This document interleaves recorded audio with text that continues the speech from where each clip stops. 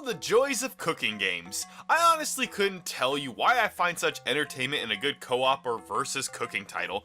I think there is just so much revelation in completing a task that requires food. Look back at Dragon's Crown. Easily my favorite part of the adventure is cooking. I always end up rocking up all the good points in those minigames, I tell you what. The best part about cooking endeavors is that there is a plethora of them out in the world of gaming. With that being said, what are the better ones that I've had the chance to participate in? Well, that's not fair. That list could go on for days, so in no particular order, let's do my top 5 cooking games. This episode has been brought to you by my Patreons. Thank you so much for your support, guys.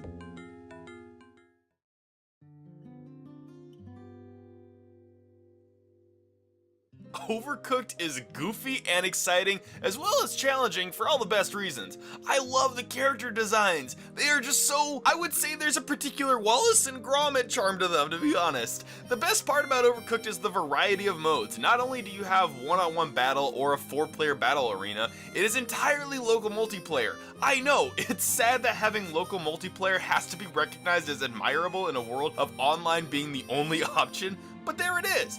All of your friends can sit down and work together to destroy your opponents.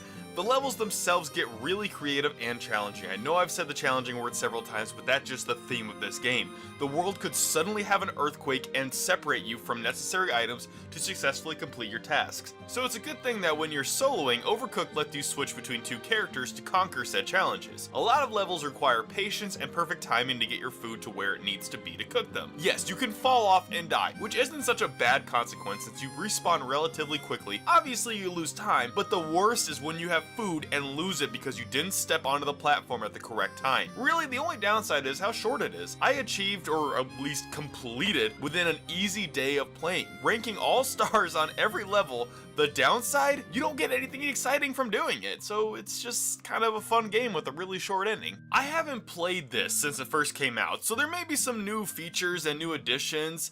I'll absolutely be coming back to this little gem when I have friends over.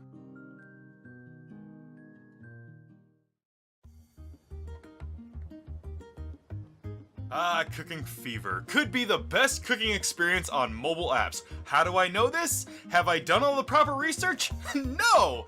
That's why I said it could be. Fucking Christ, relax, I didn't say definitely. This game has all the tropes of microtransactions, but it isn't taken to an extreme like most other apps. The big thing you have to worry about are diamonds. These are rare and far between, so it does slow down the momentum of the experience when you're waiting on those to improve your equipment or buy the next building, which is the biggest thing about this title. Not only do you have to cook everything quickly and efficiently for all your customers, you have to also improve your cooking equipment, the food quality, and the restaurant to improve how long the customer will wait, how much will it tip, and how much they will overall pay for the food. I haven't invested a lot of time into this app, as per the previously mentioned diamonds being a slowdown mechanic, but once you get enough diamonds and money, you can purchase new restaurants and expand and get a new experience going. It's not super involved, but it does get challenging to achieve all the stars for each job time, so I don't know, for only having played for about a week and it being completely free to download, it's totally worth your time.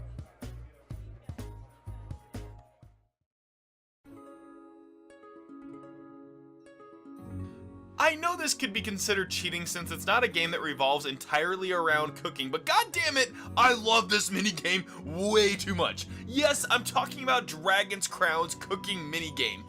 Why do I enjoy it so much? Well, I suppose it has to do with the adventure being predominantly intense and straightforward. It's nice to have a refreshing break from slaughtering enemies to straight up cooking their destroyed remains. The cool part is that the more you cook and the more you season your food and eat, within the short time frame you have to do all this, you improve your stats and health for the next part of the adventure. I mean, there's not much else to say about this minigame. I'd honestly go so far as to say this is reason enough to pick up Dragon's Crown for the PS3. Oh, and you know, there's fighting stuff in it too, I guess.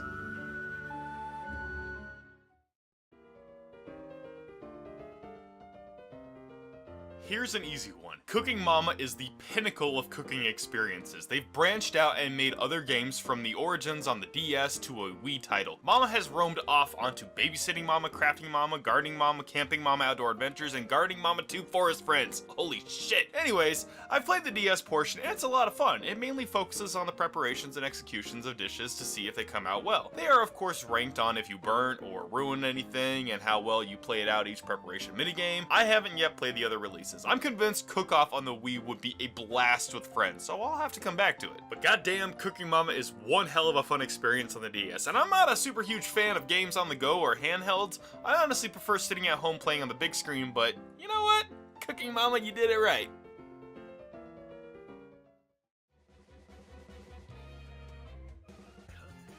Let's be straight. This may be the fastest, most challenging cooking game I have ever played, and I fucking love it. What's so great about this particular Steam game? Well, I mean, other than what I mentioned earlier, I enjoy the intensity of it, how quickly you have to keep your eye on everything. You gotta read quick and cook just as quickly. You have to maintain your restaurant, you have to keep your people happy, you have to change up your orders, purchase different types of food. To build your hype in your restaurant, you have two options of execution of this title. You can either click on each item, or you can use the hotkeys, which are adjustable. But not only do you have to knock all these items out of the park, you have to clean the bathroom, take out the trash, and set up mouse traps. This may be the most involved out of the entire list, and admittedly, as much as I enjoy playing it, I get severe carpal tunnel syndrome when playing it. To admit it, I don't play computer games all that often. My hands were trained for consoles and controllers, and not for keypads and mouses. I like the art style, and the music is especially catchy. If you want a solid challenge of a cooking game, Cook Serve Delicious is your gem.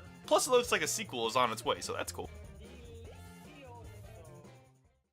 Like, comment, share, and subscribe. I hope you all enjoyed my top 5 cooking games. I'm sorry it's taking so long to get the next animated review out, but if you follow me on Patreon, you can see the progress of how it's coming along. There's a lot of animation in this one, so I've opened up to more shorter animation-free reviews to kind of fill in the gaps of time, I suppose. Anyway, what cooking games do you guys love? Are there any I didn't mention? Comment below. I want to know.